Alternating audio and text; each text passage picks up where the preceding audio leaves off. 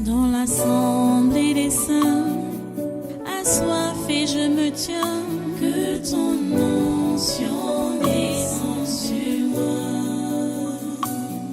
Conscient que mon destin est dans le creux de ta main, que ton onction descende sur moi. Je suis disposé, assoiffé, que ton onction descende sur moi. Je suis disposé, assoiffé, que ton onction descende sur moi.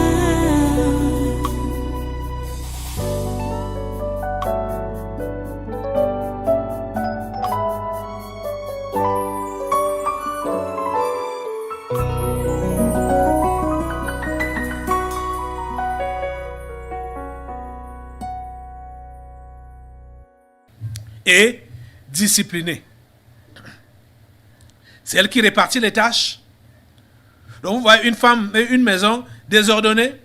Comprenez que la patronne de cette maison-là n'est pas une femme vertueuse. Vous comprenez ça?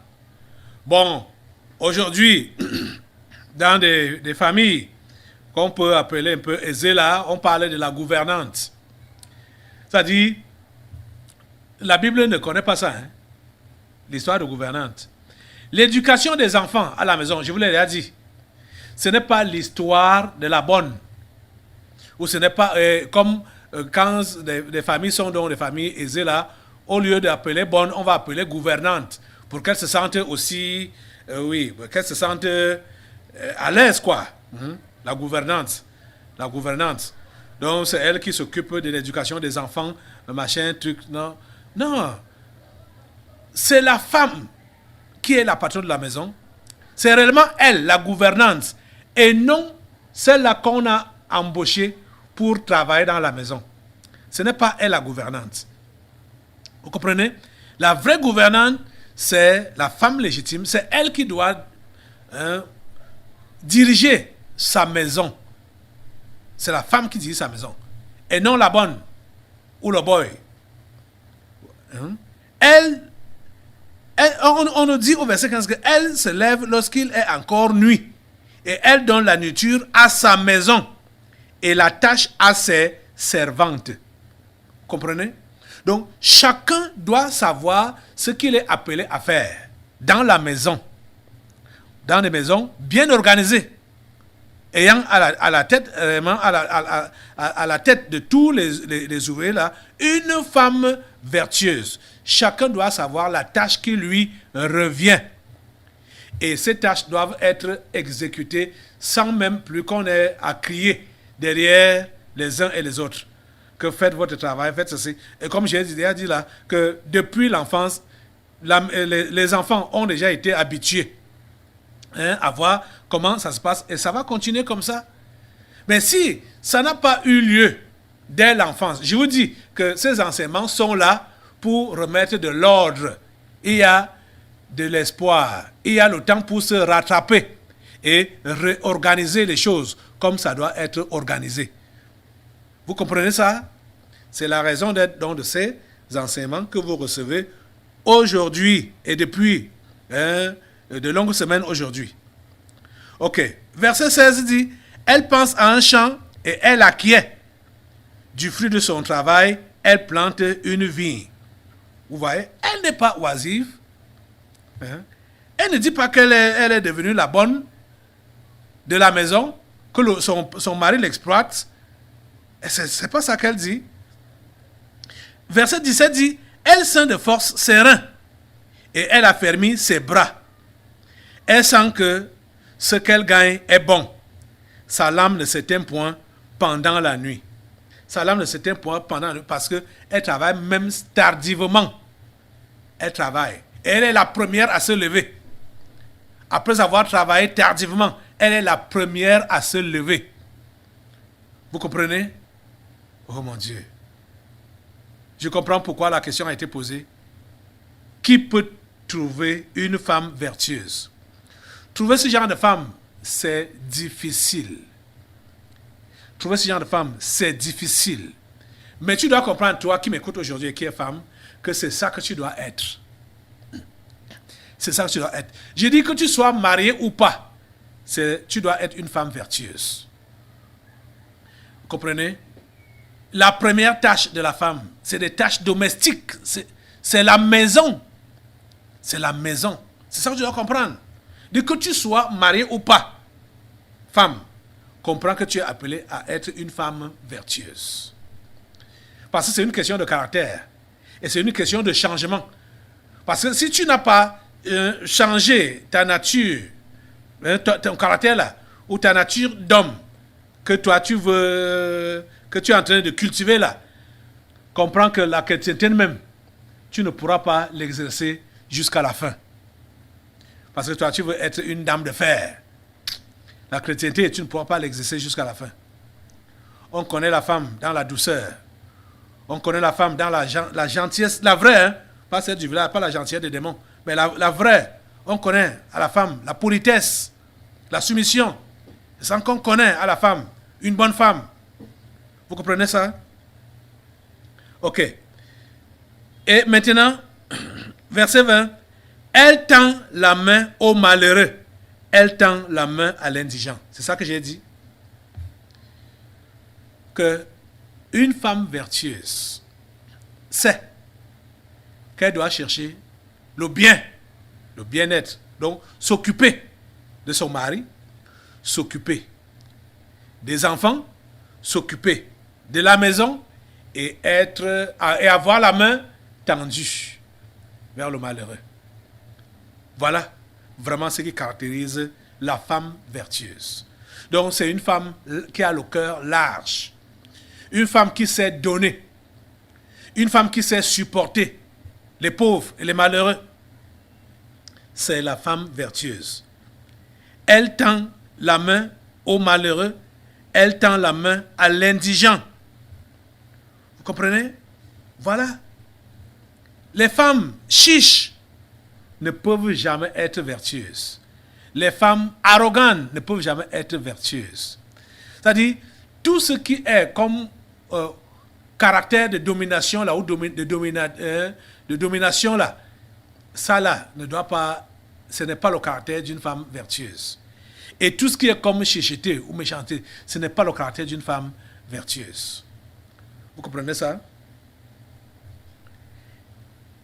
Elle ne craint, verset 21 dit, elle ne craint pas la neige pour sa maison, car toute sa maison est vêtue de cramoisie. Vous voyez que même à la maison, c'est elle qui s'occupe de l'habillement de tout le monde. Hey. C'est elle qui s'occupe de l'habillement de tout le monde. De son mari, de ses enfants, de ses servantes, de ses ouvriers, de tout le monde. Vous comprenez? Elle se fait des couverts, donc elle ne craint pas la neige pour sa maison, car toute sa maison est vêtue de cramoisie. Elle se fait des couvertures. Elle a des vêtements de fin lin et de pourpre. Son mari est considéré aux portes lorsqu'il siège avec les anciens du pays. Elle fait des chemises et les vend. Et elle livre des ceintures aux marchands. Vous voyez, c'est une commerçante. Elle a l'esprit d'entreprise. Elle ne dort pas. Vous voyez? Donc, on dit que son mari est considéré aux portes lorsqu'il siège avec les anciens du pays. Oh mon Dieu. Qui peut trouver une femme vertueuse? Oh. Verset 25. Elle est revêtue de force et de gloire. Et elle se rit de l'avenir. Vous voyez quelque chose là? C'est la femme vertueuse qui s'occupe de l'avenir de la maison. Elle se rit de l'avenir. Aïe. Toutes ces femmes qui sont en train de vouloir pousser leur mari au vol. Parce que elles veulent que leur mari leur donne tout ce dont elles ont besoin. Que leur mari s'occupe de leur bien-être. Vous voyez que vous n'êtes pas des femmes vertueuses, non? Vous n'êtes pas des femmes vertueuses. Vous comprenez? Oh mon Dieu.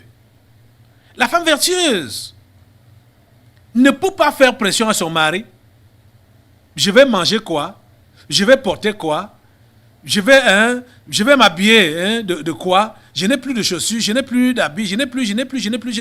Ce n'est pas la chanson de la femme vertueuse. Vous comprenez? Ce n'est pas la chanson de la femme vertueuse. Vous comprenez ça? Et c'est là qu'on comprend que la femme vertueuse est réellement la vraie cote de l'homme. Parce que quand tu n'as pas pris ta vraie cote là, non. Comme ça ne donne pas, ça ne va pas donner. Donc c'est pourquoi tu auras donc une cote qui va te déranger tout, parce qu'elle n'est pas à sa place dans ton ventre là, elle n'est pas à ta place. Vous comprenez? Je vous dis, voilà, ce n'est pas moi qui invente. La femme vertueuse se rit de l'avenir. Mais vous allez voir que plusieurs sœurs en Christ ont rétrogradé au niveau de la foi. Pourquoi? Parce qu'elles sont soucieuses par rapport à leur avenir. Les regards sont portés rien que sur leur mari.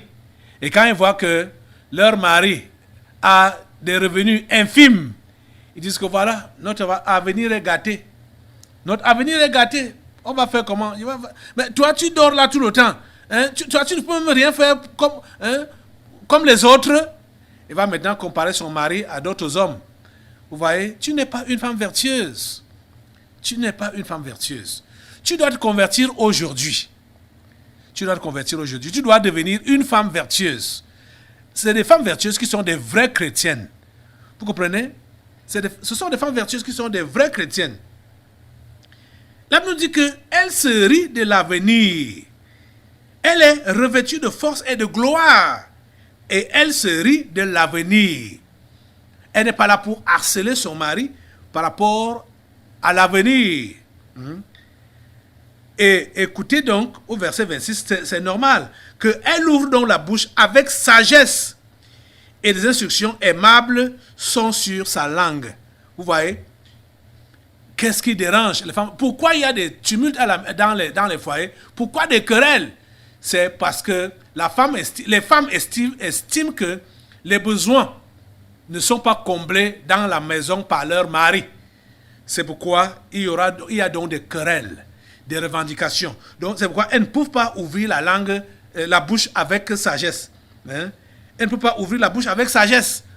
Pourquoi? Parce qu'elles sont orientées, ça dit orientées vers le bien-être, leur bien-être personnel.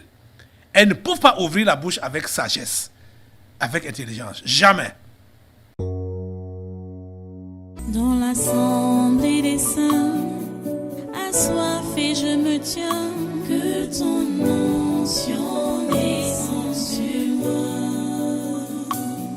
Conscient que mon destin est dans le creux de ta main, que ton onction descende sur moi. Je suis